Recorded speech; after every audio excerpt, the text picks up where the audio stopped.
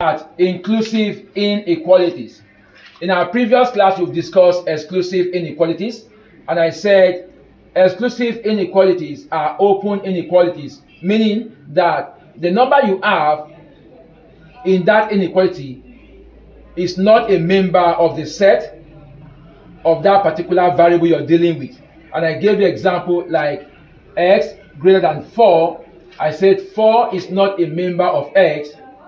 So the first number you write for x will be 5, not 4, because 4 is not a member of x. Now, for inclusive inequality, you see it having equal to sign attached to it. So it will be in this form. So we have x is greater or equal to 4. X is greater or equal to 4. This is the equality sign that is beneath here. X is greater or equal to 4. That is inclusive inequality. It shows that 4 is a member of the set of x. So x is greater than 4 and also equal to 4. So x will start from 4 since it's equal to 4. So this type of inequality is referred to as inclusive inequality. So the numbers of x will be from 4, 5, 6 upward to any place you're asked to stop. But this is what inclusive inequality is all about. And the inequality line graph is always closed because the number is a member of that set. So I'm going to shade it. That shows that the inequality is inclusive. The other class was open.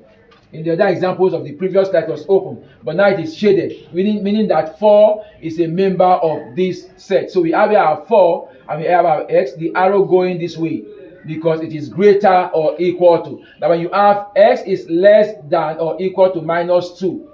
Now x is less than or equal to minus 2 shows that minus 2 is a member of the set of x.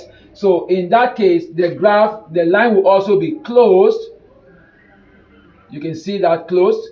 Write your minus 2, write your x, and bring back the arrow because less than is always coming back, like I said in the previous class.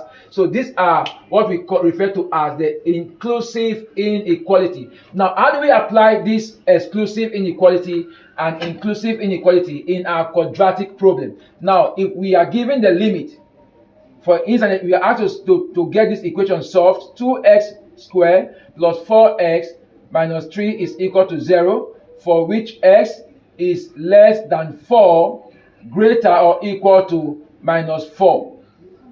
X is less than 4 and also greater or equal to minus 4. Now I can see that the two inequalities have been applied here. One part is exclusive, the other part is inclusive. X is less than 4 is exclusive because 4 is not a member of x. It's not going to be a member of x. X is greater or equal to minus 4. Minus 4 is going to be a member of x because this part is inclusive and this other part is exclusive. So what will be the values of x? Because we said we need to understand the limit of x to help us get the values of y. So I'll be having the limit of x in this form. Minus 4 because minus 4 is a member. Minus 3. Minus 2. Minus 1. 0. 1. 2 and 3. I will not write 4. Why? Because 4 is not a member of this particular set. Because it is x less than 4. X is greater or equal to minus 4. So if you understand how to interpret your inequality properly, then you will be able to solve your quadratic problems properly. I'm going to show us in our next class how we are going to be having control of the independent variable from the inequality standard given to us to help us get the values of y. So see you in our next class.